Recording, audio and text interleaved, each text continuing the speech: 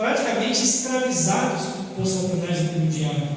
O diabo está agindo, ele continua prendendo as pessoas. Foi por isso que Jesus veio nos resgatar. É por isso que as pessoas precisam de resgate, porque elas estão dominadas pelas trevas, estão dominadas pelo pecado. Não adianta nem listar aqui o que as pessoas estão fazendo, ou o que eu fiz e você fez no passado, porque isso não é necessário.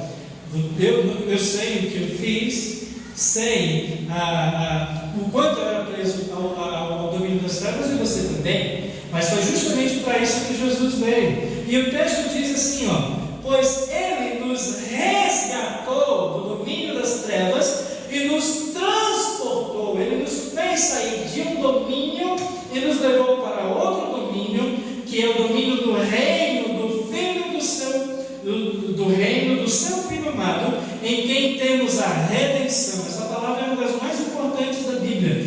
Temos a redenção, a saber, o perdão dos pecados. Né? Então Cristo veio para nos redimir. Ele nos tirou das garras do diabo, nos tirou de um sistema que nós jamais iríamos conseguir sair.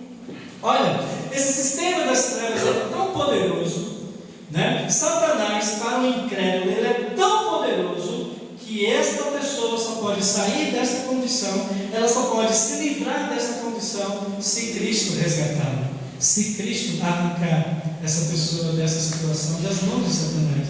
Então Jesus veio nos resgatar por isso. E as pessoas precisam de resgate por isso, porque estão sob o domínio das trevas, sob o domínio do mal.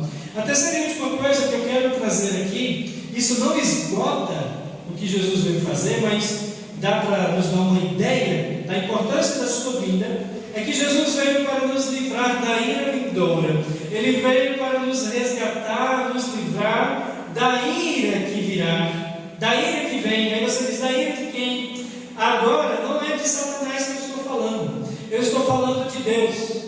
Cristo não apenas veio nos livrar das mãos de Satanás, do seu poder, mas veio nos livrar da ira de Deus, não de uma ira maligna, como a ira do diabo, mas de uma ira justa, que será derramada sobre os incrédulos, sobre aqueles que não se dobraram diante de Cristo e permaneceram a vida inteira dizendo assim: eu não preciso ser crente, eu não preciso do Evangelho. Se for para ser crente desse jeito, se for para esse Evangelho, eu não quero. Ou seja, eu quero dizer uma coisa para você: por mais que os crentes errem, por mais que a igreja esteja ruim, não vai servir de desculpa para você diante do trono de Deus. Não vai. Você só vai dar conta de você. Eu, como pastor, de certa forma, o Senhor dá conta de mim, embora certo dia, como pastor, eu tenho que velar pelas almas de vocês, mas no final das contas, eu não posso usar vocês como desculpa para mim, e vocês não podem usar de desculpa, me usar como desculpa, né, diante de Deus. Né? Eu já disse isso para muita gente que vive botando a culpa em mim. Não vale. Cada um dará conta de si mesmo a Deus. Então Jesus veio ao mundo para nos livrar da ira do próprio Deus, da ira justa que Ele vai derramar sobre todos os incrédulos. E aí o texto diz, Paulo escrevendo aos Tessalonicenses, ele diz que nós devemos esperar dos céus o seu Filho, a quem ressuscitou dos mortos, Jesus, que nos livra. Essa palavra ela está com uma conotação de livrar, redimir, nos resgatar da ira que há de vir, da ira que está sendo preparada para este mundo mau, perverso, iníquo, pecador, ímpio e incrédulo. Olhando nesse sentido, quando a gente olha para a lei, quando a gente olha para o poder das trevas e quando a gente olha para a ira que Deus vai exercer sobre o pecador que não quis se arrepender, nós observamos que há uma gama de pessoas que precisam ser resgatadas. Né? Tem pessoas que acham o seguinte, infelizmente isso existe na mente de muita gente aqui na igreja, de todas as igrejas, acha que quando vê um ímpio no seu carrão lá, e ele tem todo o direito, se ele está trabalhando na sua mente, ele tem que comprar o mais caro que ele puder, o problema é dele. Mas a gente acha que pelo fato dele ter um carro de vai para Tiaguá, vai para Fortaleza, vai para São Paulo, viaja não sei para onde, a gente olha para ele e fala, poxa, esse cara é livre. Pensa, eu queria ser livre igual esse cara, ir para onde eu quiser. aos olhos de Jesus, aos olhos da Bíblia, ele precisa de resgate, ele precisa de salvação, ele precisa que alguém tire ele desse caramba ali e diga: olha, cuidado, porque isso aqui você não vai levar para a eternidade, né? Ontem, eu fiquei triste com a morte, todo mundo já deve saber, do Luciano do Vale, né? Eu, quando era jovem, eu era fã de locutor, eu era doido para ser locutor de rádio, de um monte de coisa. Então eu sinto muito a perda desse homem. Mas a questão é, ele tinha Jesus, porque se ele não teve Jesus, se ele não foi resgatado por Jesus, bom, ele deixou um legado para esse mundo. Mas quando a gente compara a eternidade que virá com esse mundo aqui, não vale a pena viver sem Jesus. Não vale a pena. A eternidade é muito grande comparada a isso aqui. É muito grande. Porque muito grande é só uma forma de como é que a gente chama?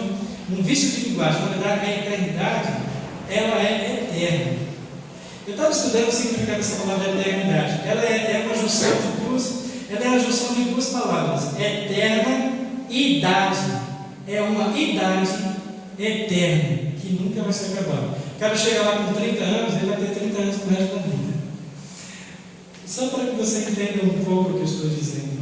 Mas não importa se você tem os títulos, se você tem todo o dinheiro, o cara mais rico da cidade, se você é o escritor lá colombiano, que provavelmente até ateu era, né? Até ateu ele era comunista, e geralmente todo comunista é ateu, e ele, o maior colombiano do século XX, um dos maiores escritores da história, mas ele provavelmente certamente precisava ser resgatado. Né? Isso tem que ficar bem enfatizado, porque infelizmente, né, estamos perdendo esse significado. Existe um monte de gente aqui, existem pessoas aqui nessa igreja, que vem aqui e passa a semana inteira como se isso aqui não fosse mais verdade, como se isso aqui realmente não fizesse diferença alguma. Mas eu quero dizer que essa é a tragédia da igreja moderna.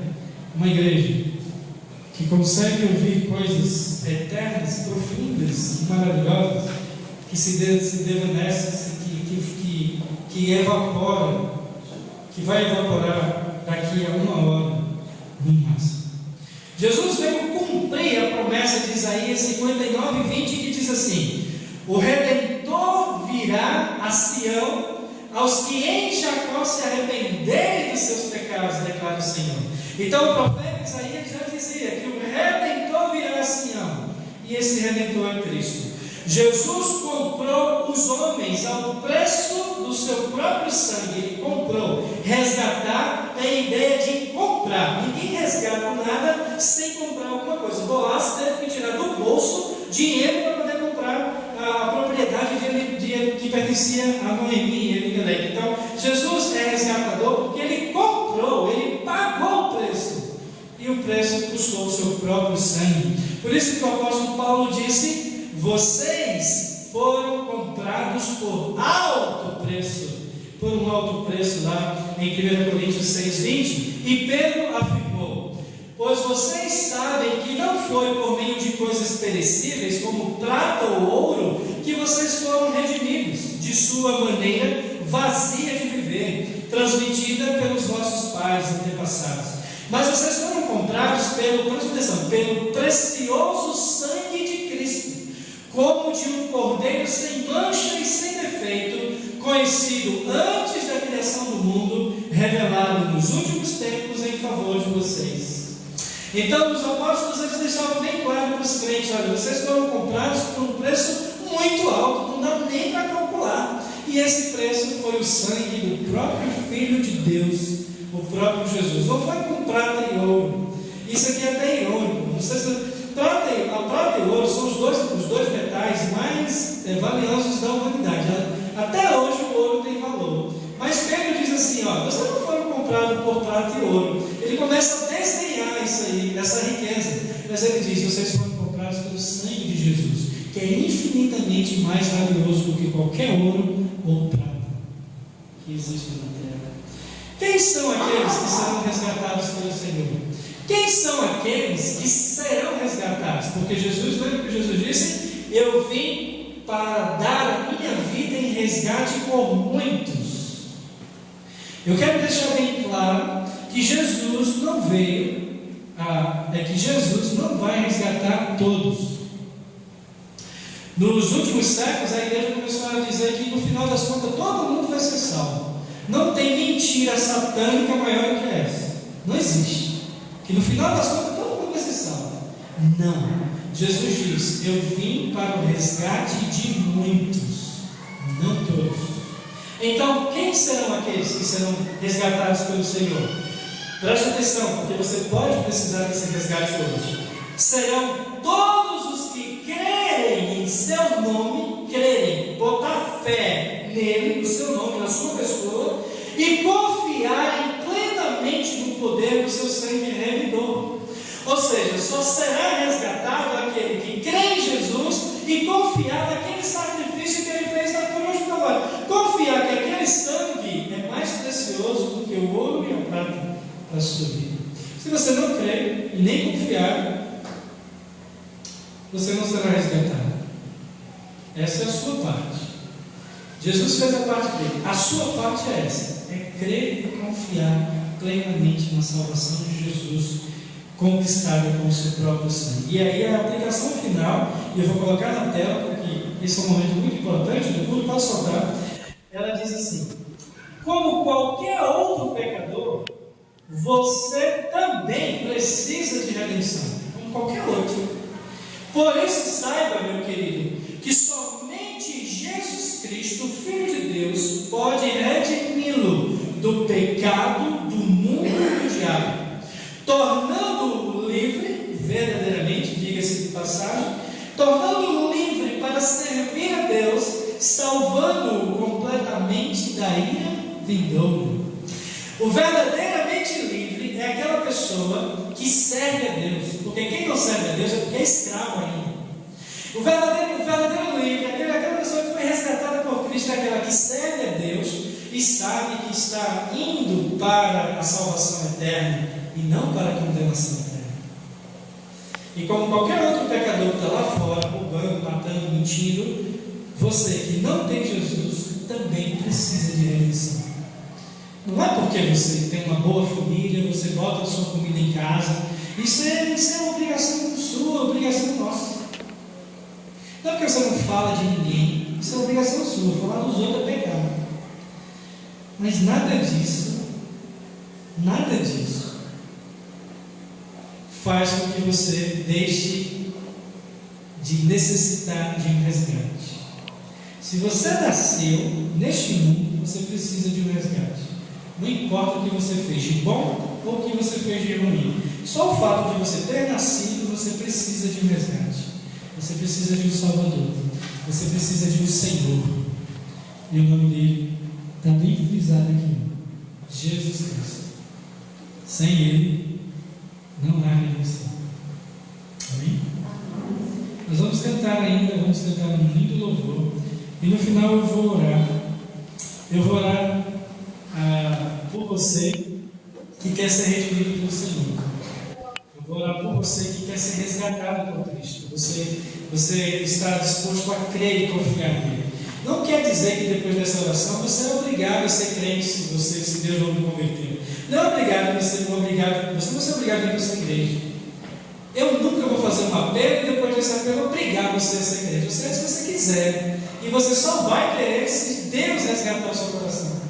Se Ele não resgatar o seu coração, você vai morrer aí onde você está, ou vai morrer na sua casa e vai direto para a ira eterna de Deus, sem resgate, sem salvação. Vamos louvar o Senhor. Deus nos redimiu de todos os pecados. Por tua cruz, a vida é esperança, promessa de cura, de restauração.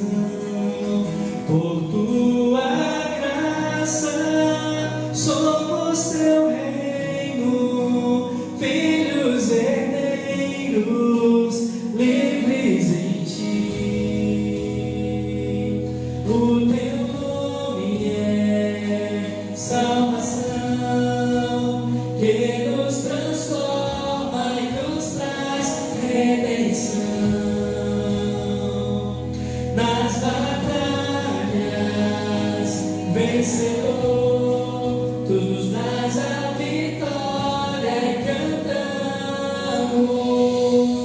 grande, não há outro igual a ti, grande, não há outro igual a ti, grande, não há outro igual a ti, grande, não há outro igual a ti.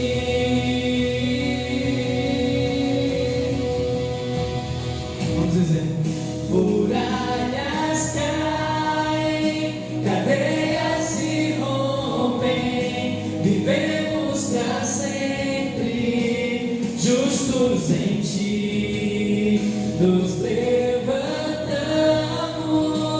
bem ao teu reino, livres brilhamos, teu sangue, tua cruz, o teu nome é salvação, que nos transforma e nos traz redenção, ele nos liberta nas batalhas,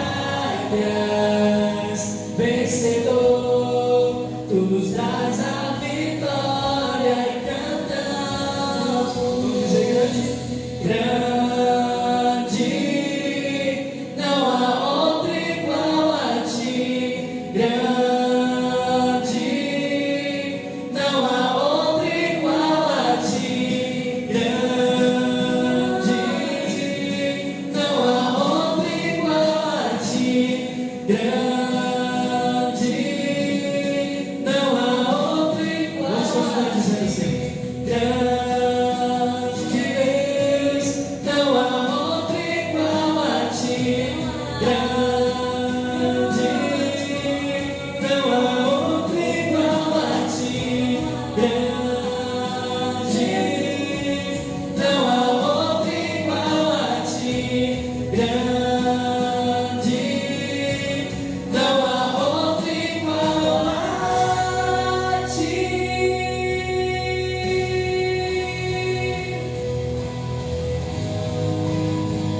Não há outro